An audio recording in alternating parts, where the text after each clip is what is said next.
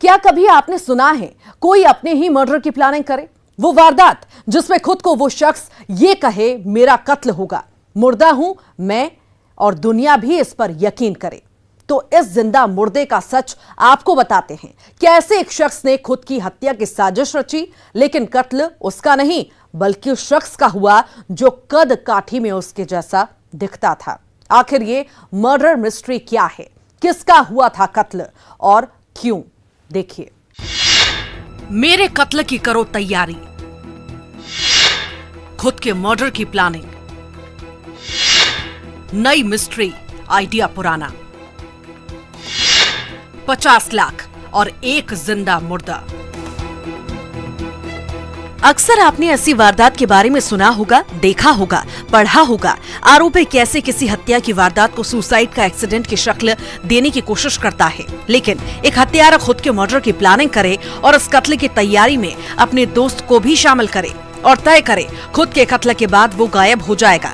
सुनकर आपके भी रोंगटे खड़े हो गए ना? भला कौन है जो खुद को मारने पर आमदा है और मौत भी ऐसी कि उसे सुसाइड नहीं करना बल्कि खुद का मर्डर करवाना है? तो इस राज को जानने के लिए मंदसौर के नारायणगढ़ थाना इलाके के भीलखेड़ी गांव में चलना होगा, जिस इलाके में 4 फरवरी को एक लाश मिली थी। भीलखेड़ी के जंगल में नानूराम की ये लाश थी, लेकिन इस कत्ल की वजह और खुद के मर्डर की प्लानिंग का इस लाश से कनेक्शन था।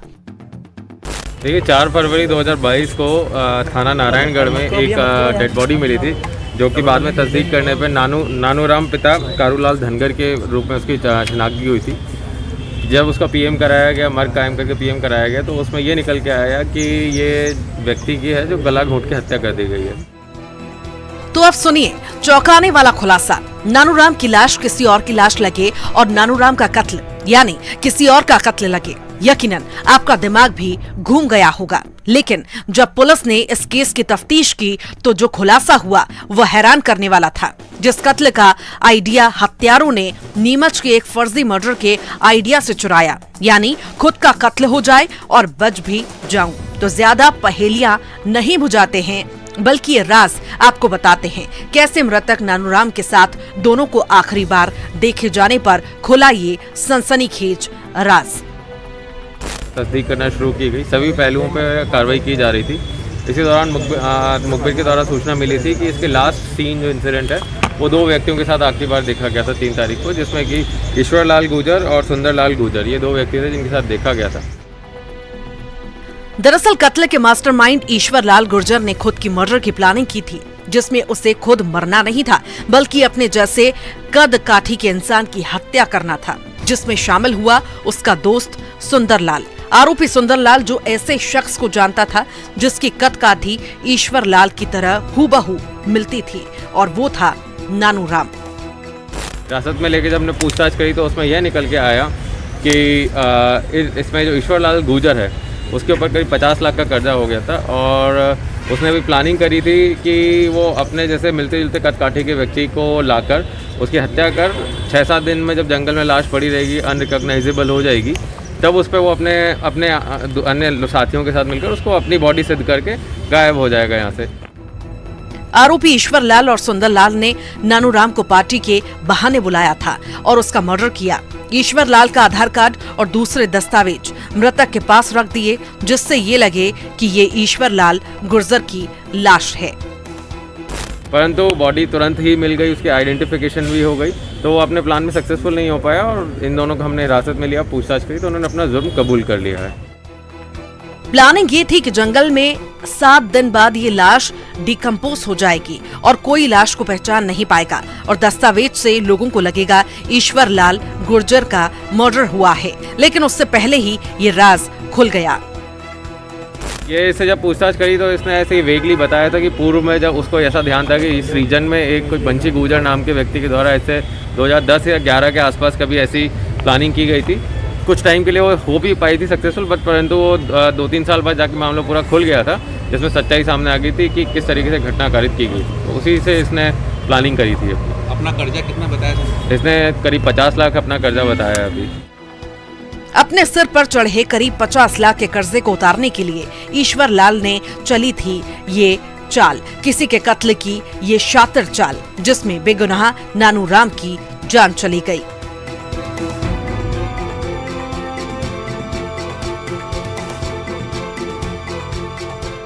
मंदसौर से नरेंद्र धनोतिया के साथ bureau report, news 18 Madhya Pradesh, Chhattisgarh.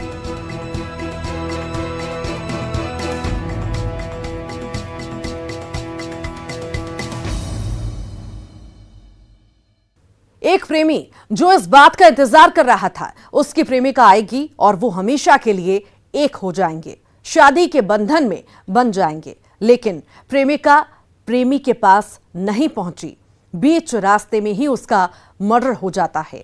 प्रेमिका के कत्ल से प्रेमी अनजान था, लेकिन इस कहानी में एक जबरदस्त ट्विस्ट है। जिस शख्स ने महिला का कत्ल किया, उस हत्यारे ने प्रेमी को यह बात बताई कि उसने उसकी प्रेमिका को मार डाला है। लेकिन प्रेमी पुलिस के पास नहीं जाता, बल्कि उस कातिल के राज को छुपा लेता है। आखिर क्यों? देखिए। बोरे में बंद प्रेमिका की लाश, प्रेमिका के कत्ल का वो राजदार, एक लाश का सफरनामा, एक कत्ल, एक कातिल और एक कहानी। डकैत आए और उसे ले गए। एक महिला की लाश का ऐसा सफरनामा जो दिल दहलाने वाला है। महिला की लाश करीब 24 घंटों तक एक गेहूं के खेत में पड़ी रहती है और दूसरे दिन वो हत्यारा जिसने महिला की हत्या की थी वहां आता है और अपने इन दो साथियों के साथ मिलकर महिला की लाश को बोरे में बंद करके उसे बाइक से करीब 12 किलोमीटर दूर जंगल की झाड़ियों में फेंक देता है। आगरमालवा में 25 साल की महिला की हत्या हुई थी, जिसकी लाश बड़ौद थाना इलाके के गुड़वेली के जंगलों में झाड़ियों में मिली थी। इस महिला का हत्यारा कौन है? इससे पहले एक और चौंकाने वाला खुलासा सुनिए। जिस महिला का कत्ल हुआ उसके प्रेमी को ये बात पता चल जाती है। उसकी प्रेमिका की हत्या किसने की है? हत्यारा खुद उसे ये राज बताता है, लेकिन पुलिस के पास प्रेमी नहीं जाता, बल्कि वो उस हत्यारे को बचाता है। अपनी प्रेमिका के कत्ल का राज सीने में छुपा लेता है। देखिए, 7 फरवरी को ये घटना की सूचना मिली कि गुड़वेली के पास में एक अज्ञात महिला का सब जो है पैर हाथ पर बंधे पड़े हुए। इस पर हम लोगों ने गंभीरतापूर्वक पुलिस टीम का गठन किया।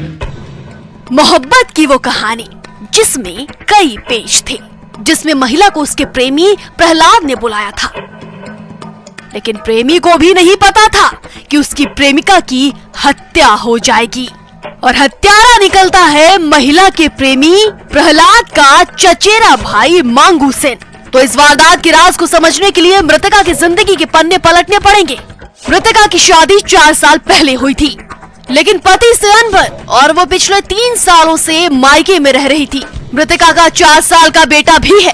इस बीच प्रहलाद उसकी जिंदगी में आया। प्रहलाद महिला से शादी करना चाहता था और फिर शादी के लिए उसने अपने ममेरे भाई मांगू सेन को अपनी प्रेमिका को लेने भेजा।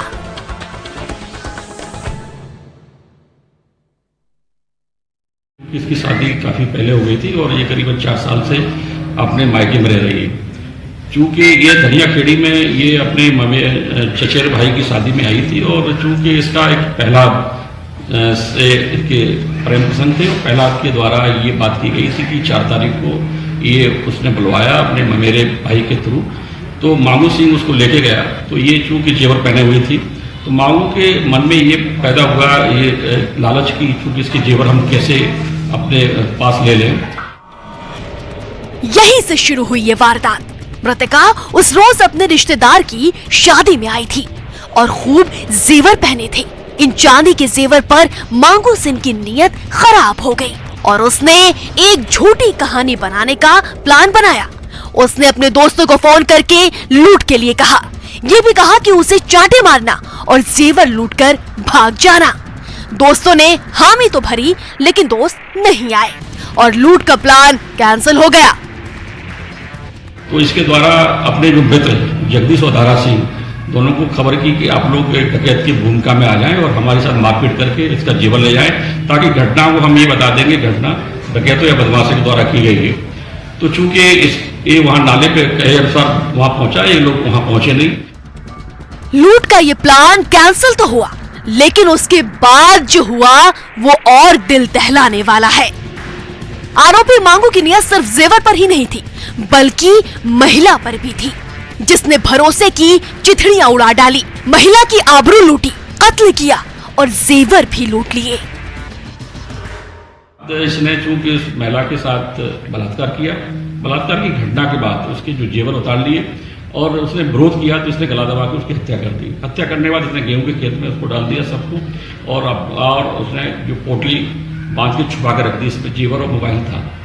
साथ में जब सुबह इसने पूरी घटना का खुलासा करके ये मित्रों को बता दिया और इसके जो प्रेमी पहला सिंह को बता दिया था कि ये घटना घटित हो चुकी है, और अपने ममेरे भाई प्रहलाद को सुनाई कत्ल की झूठी कहानी।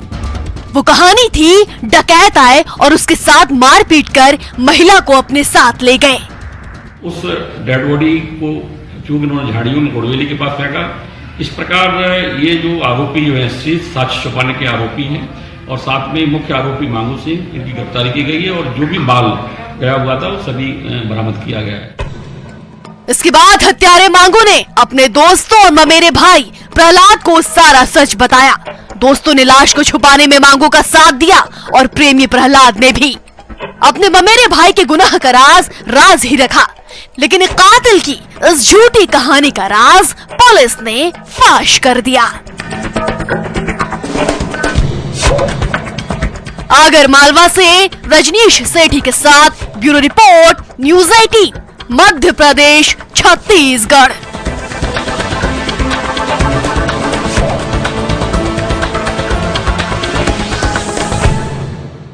Engineer Shivang Chandrakar murder mystery का राज 65 दिन बाद खुला।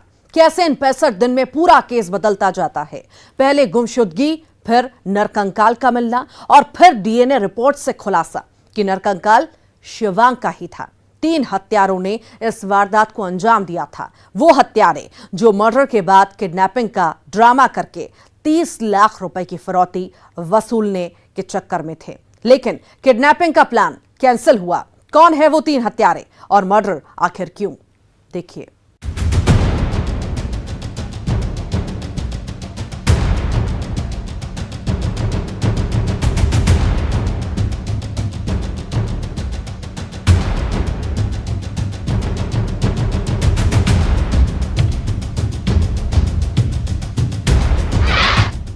गुमशुदगी, नरकंकाल, DNA. High profile murder mystery.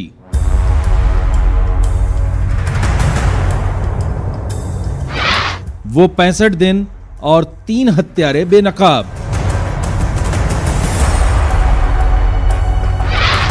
Murder, kidnapping, 30 lakh की फिरौती। किडनैपिंग फिरौती का प्लान कैंसिल।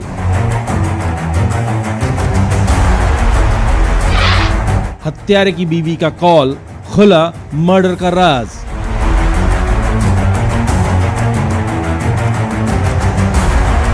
वो 65 दिन जिसमें भिलाई के रहने वाले लापता इंजीनियर शिवांग चंद्राकर के केस की पड़ताल की जा रही थी। शिवांग चंद्राकर की गुमशुदगी, नरकंकाल और डीएनए रिपोर्ट से लेकर उसके हत्यारों तक पुलिस इन 65 दिन में पहुंची। तो बस आप इन तारीखों पर गौर करिए, क्योंकि इन 4 तारीखों में कैद है वो राज। पहली तारीख थी 6 दिसंबर, जब भिलाई के मरोदा का रहने वाला 28 साल का शिवांग चंद्राकर अचानक लापता हो गया। दूसरी तारीख 5 जनवरी, जिस फार्म हाउस के पास से शिवांग लापता हुआ था, उसी से थोड़ी दूर पर एक खेत में नरकंकाल मिला।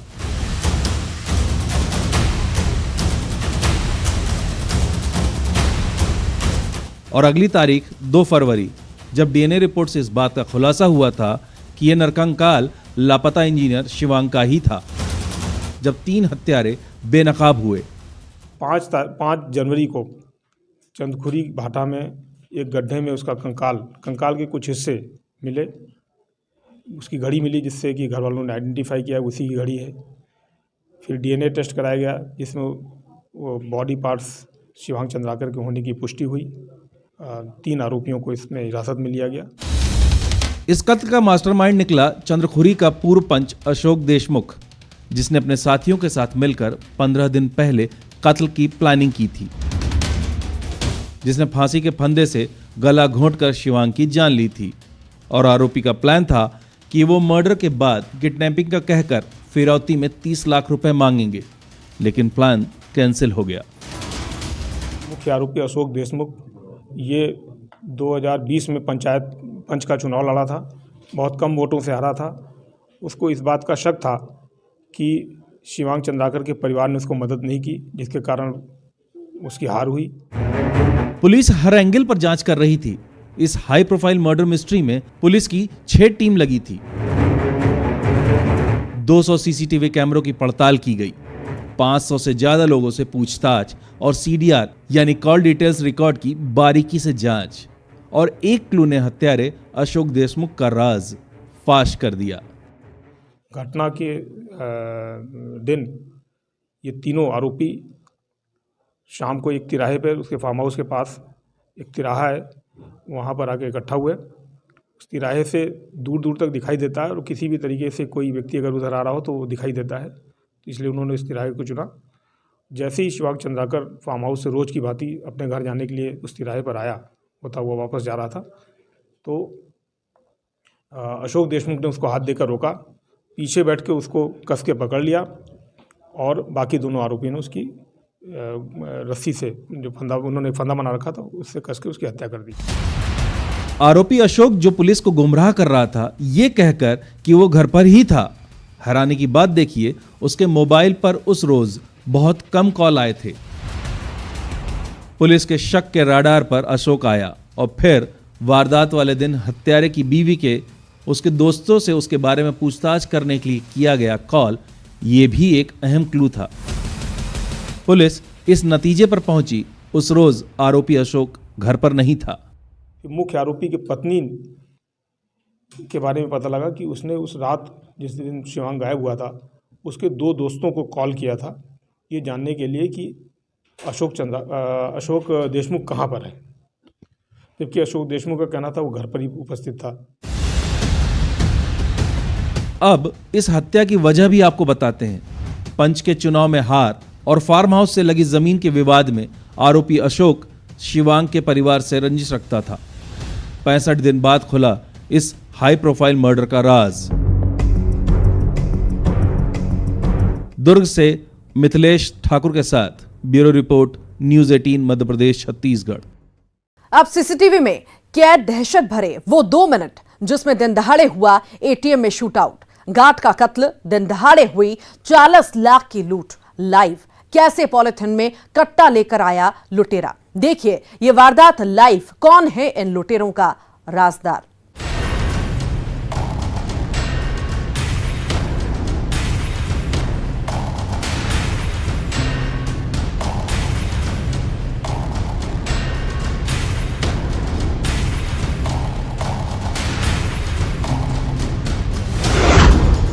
दिन दहाड़े 40 लाख की लूट।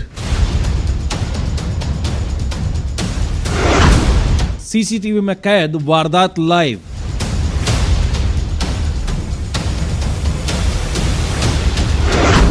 पॉलिथीन में कट्टा लेकर आया लुटेरा। एटीएम में शूटआउट, गार्ड का मर्डर।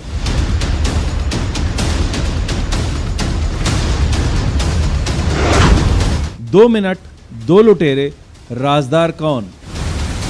एटीएम में लूट किए वो लाइव तस्वीरें हैं जो रोंगटे खड़े करने वाली है। पलक झपकते ही यहां वो हुआ जिसे देख सभी के होश फाख्ता हो गए। जबलपुर का गोरा बाजार थाना इलाका, तिलहरी का बैंक ऑफ महाराष्ट्र एटीएम। इस कैंपस के बाउंड्री वॉल में महज चंद मिनटों में सुनाई देती है दहशत की ठां ठां।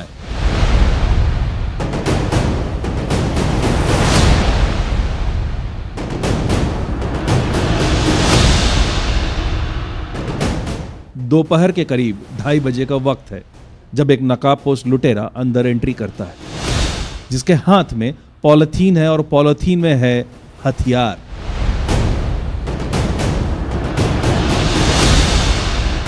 महज कुछ ही मिनट बाद एटीएम में रुपए डालने के लिए कैश वैन आती है। कैश वैन से रुपयों से भरा बक्सा लेकर एक कर्मचारी अंदर दाखिल होता है और दूसरा उसके पीछे, और फिर ये नकाबपोश लुटेरा दोनों पर फायरिंग कर कैश बॉक्स को लूटकर फरार हो जाता है। 40 लाख के ऊपर रहा होगा। आप क्या काम करते हैं? आप कैशियर हैं? हाँ, एटीएम में लोडिंग एटीएम में लोडिंग कैश लोड कर। कितने बजे की बात है ये? अभी यहाँ आए इससे 15-20 मिनट पहले। कैश फिलिंग के लिए आए थे। उससे ठीक पहले करीब आधा एक मिनट पहले दो अज्ञात बदमाश, जिनमें से एक बाहर था, एक अंदर आया हुआ था, छिप गया था। जैसे ही दो लोग कैश फिलिंग के लिए पेटी लेकर एटीएम के अंदर आए थे, वैसे ही उसने उन दोनों के ऊपर गोली चला दी थी, जिससे वो घायल हुए और उनकी जो कैश की एक पेटी थी वो लेकर वो भाग गए हैं। दिन दहाड़े होती है करीब 40 लाख की लूट।